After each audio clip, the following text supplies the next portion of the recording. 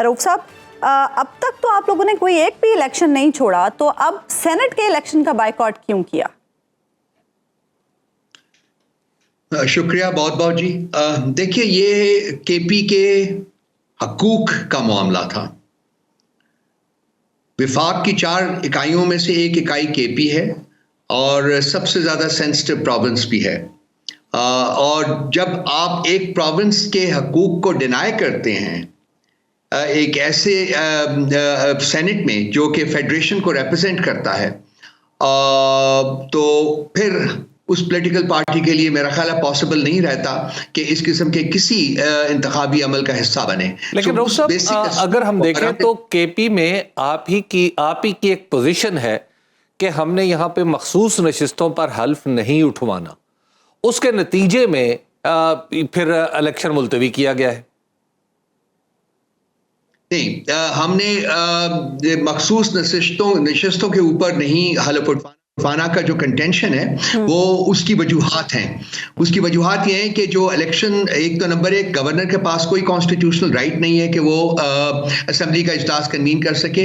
दूसरा, ये नशिस्तें वो हैं जो कि शब खून के जरिए हमसे छीनी गई हैं, और बाकी भी सारे नेशनल असेंबली में और बाकी प्रोविंशियल असेंबलीज में भी हमें ये हक जो है वो ना सिर्फ ये कि डिनाई किया गया है, बल्कि हमारी नशिस्त जो हैं वो किसी कॉन्स्टिट्यूशनल प्रोविजन के बगैर बाकी पॉलिटिकल पार्टीज की झोली में डाली गई हैं। सो ये हमारा एक प्रोटेस्ट करने का तरीका था। हमने कॉन्स्टिट्यूशनल डोमेन के अंदर रह के अपना हक इस्तेमाल किया है, लेकिन जो हमारी वजह बनी, अल्टीमेटली वजह बनी सेनेट के इलेक्शंस में हिस्सा ना लेने की, कि वी फील कि जो सूबा है एक केपी, उसके हकूक को डिनाई किया जा रहा है, उसके हकूक को वायलेट किया जा रहा है। कंसिक्वेंटली पार्टी जो है वो उसका हिस्सा नहीं बन सकती थी। अच्छा रऊफ साहब, सेक्रेटरी सेनेट को दरखास्त भी दी गई आज के इजलास के हवाले से कि चूंकि इलेक्टोरल कॉलेज नामुकम्मल है तो आज इजलास ना बुलाया जाए, उस पर क्या रिस्पांस मिला?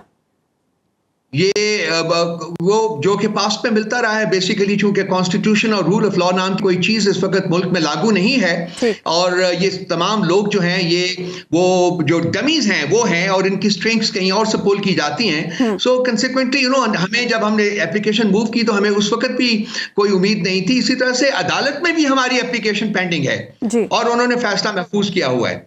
तो ये जो भी है इस वक्त एक तमाशा है जो कि हो रहा है, यहाँ इनेक्ट किया जा रहा है। देखें कहां तक लेके जाएंगे, कहां तक इसको पुल कर सकेंगे, क्योंकि इसने अनरेबल तो होना ही है।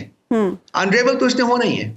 रऊफ साहब, आपकी जो पार्टी की पोजीशन है वो ऐसा लगता है कि आप थोड़ा अलग होते चले जा रहे हैं, बल्कि तनहा होते चले जा रहे हैं।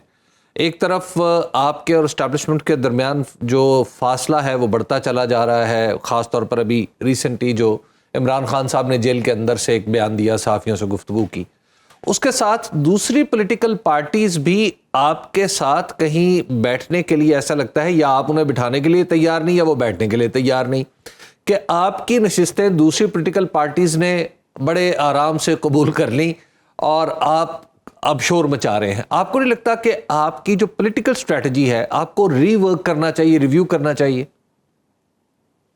देखिए हबीब साहब, सच जो है वो हमेशा तारीख के सफ़ात पढ़िए तो देखेंगे कि सच बोलने वाले हमेशा अकेले पाए गए हैं। लेकिन इसका मतलब ये नहीं कि सच बोलना छोड़ देना चाहिए। सच तो हम बोल रहे हैं और हम बोलते रहेंगे।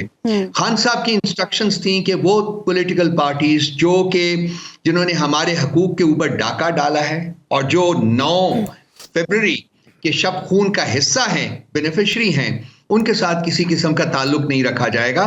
और ये मेरा ख्याल है कि बिल्कुल मुनासिब और ठीक फैसला था। इसको हमने परसू किया है। तन्हाई की जहां तक आप अभी अकरम साहब बात कर रहे हैं, तो मैं I beg to disagree with that. इस वक्त 5 और पॉलिटिकल पार्टीज जो हैं वो हमारे साथ एक प्लेटफॉर्म के ऊपर इकट्ठी हुई हैं, और हम ये जो प्लेटफॉर्म, इसमें जो पार्टीज की तादाद है वो आने वाले दिनों में और भी बढ़ेगी। और ये पॉलिटिकल पार्टीज जो हैं इनका जो बेसिक जो इसके हमारे जो हमने 13 पॉइंट का एजेंडा जो है पार्टीज का, इस कोalition का जारी किया था, उसमें सबसे इंपॉर्टेंट चीज जो है मेरे नजदीक वो है सिविलियन बालादस्ती को एस्टैब्लिश करना, ठीक। आइन को रिवाइव करना, कानून को रिवाइव करना, जमहूरियत को रिवाइव करना through free and fair election. तो इस प्लेटफॉर्म को मेरा ख्याल है कि इसको ये एक बहुत रेलेवेंस जो है वक्त के साथ गेन करेगा, और इस प्लेटफॉर्म से हमारा पहला जो एहतजाजी जलसा है वो 13 तारीख को पशीन के मकाम से शुरू हो रहा है, जिसमें कि महमूद खान अचक से जो है वो हमारे मेजबान होंगे, और उन्हीं की कॉन्स्टिट्यूंसी और उनके वहां से फिर ये इंशाअल्लाह ताला ये जो तहरीक है इसको हम कोशिश करेंगे कि पाकिस्तान के बाकी इलाकों में भी फैले।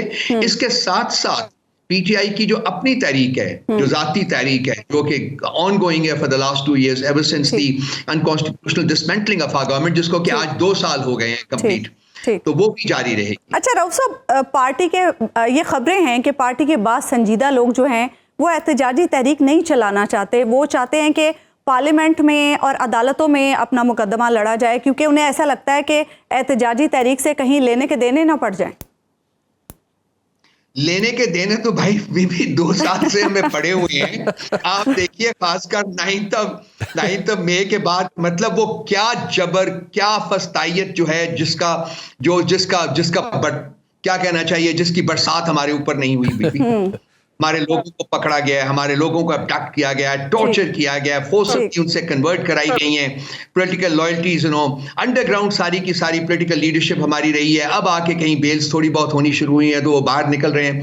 तो बीबी इसके तो हम अब मेरा ख्याल है कि यूज्ड टू होने को कुछ नहीं बचा। ज्यादा अब और कुछ जो कुछ नहीं हो, तो अंदाजा कर लेना कि रियासत अपने बदतरीन शक्ल के साथ हमारे ऊपर नाजल हुई थी। अच्छा ये बताइएगा कि अब इस दबाव, जब आप दबाव था आपके ऊपर, जिन दिनों का आप जिक्र कर रहे हैं, उसमें तो आपकी पार्टी बड़ी यकजहत यकसू नजर आती थी, लेकिन जैसे ही कुछ दबाव कम हुआ है, 8 फरवरी के बाद आप लोगों को वोट पड़ा है, आप लोगों ने सीटें जीती हैं, तो साथ ही पार्टी के अंदर फिशर्स एक दरारें रूनुमा होना शुरू हो गई हैं। तो ये बताइए कि अब इनको कैसे आप रफा करेंगे या रफू करेंगे? नहीं, मेरा नहीं ख्याल कि हबीब साहब के कोई दरारें मौजूद हैं। देखिए, इतनी बड़ी पॉलिटिकल पार्टी जहां होती है, हमारी कोर कमेटी इस वक्त, ये जो कोर कमेटी है 72 अफराद पे मुश्तमिल है, तो डिफरेंस ऑफ ओपिनियन तो एक बड़ी नेचुरल चीज है ना। आप भी बैठे हैं, मैं आपके साथ बैठूंगा, आपकी इंतहाई इज्जत करता हूं, आपका मोहतरम हूं, लेकिन उसके बावजूद डिफरेंस ऑफ ओपिनियन पॉसिबल है। उसका मतलब ये नहीं कि हम एक दूसरे की इज्जत करना छोड़ देंगे। लेकिन वो तो फिर पार्टी मीटिंग्स के अंदर ही होना चाहिए ना, वो खबरें बाहर क्यों आती हैं? इससे तो यही तासुर मिलता है कि पार्टी में बड़े शदीद इख्तलाफात हैं। देखिए, नहीं, शदीद इख्तलाफात नहीं है। मैं आपको कुछ थोड़े से ज़रा मुबारकात समझाने की कोशिश करता हूँ। देखिए, खान साहब के साथ मुलाकात एक अजाब है हमारे लिए। अच्छा। अभी 6-6.5 महीने के बाद पहली दफ़ा है कि पॉलिटिकल लीडरशिप को खान साहब से मिलने दिया गया है। 6 लोग थे, उसमें मैं भी शामिल था, हमने जाके मुलाकात की है। इससे पहले पॉलिटिकल लीडरशिप को खान साहब से मिलने ही नहीं दिया गया। सो जो उनके साथ, जब दूसरी बात, जब आप कोई मिलने उनको जाता है, including the lawyers and other people, जो उनकी फैमिली के लोग, ना वो पेंसिल अंदर ले जा सकते हैं, ना वो कागज का टुकड़ा अंदर ले जा सकते हैं, ना ही कोई नोट अंदर ले जा सकते हैं, ना ही अंदर से कोई वो कागज का टुकड़ा बाहर ला सकते हैं या कोई पेंसिल। टोटली, यानी कि सारा कुछ जो है वो इंसान ने अपने दिमाग के ऊपर डिपेंड करना है कि जी क्या ब्रीफ लेके गए हैं और क्या उनका ब्रीफ जो है उन्होंने कहा है और वो बाहर आके दी है। तो थोड़ी बहुत जो है भूल चुक हो जाती है। तो may be there has been some lack of communication or some miscommunication, not intentional but otherwise, simply because of the circumstances under which हमारी जो मीटिंग्स हैं वो होती हैं उनके साथ। अभी भी उनको कहा गया जी कि हमने ये जो ईद की छुट्टियों में किसी से नहीं मिलना, हम डेली एप्लीकेशन, मेरे पास को 15-16 कोर्ट के ऑर्डर्स पड़े हुए हैं, उसके बावजूद नहीं मिलाने देते। तो देखिए, एक आपको हुकूमत नजर आ रही है, एक हुकूमत जो है वो आपकी और मेरी आंखों से छुपी हुई है। असल हुकूमत वही है जो कि छुपी हुई है। अगर आप गैर जानिबदार और बेलाग तज्जियों और तबसरों में दिलचस्पी रखते हैं तो अभी सुनो न्यूज़ का YouTube चैनल सब्सक्राइब करें और बेल आइकन पर क्लिक करें।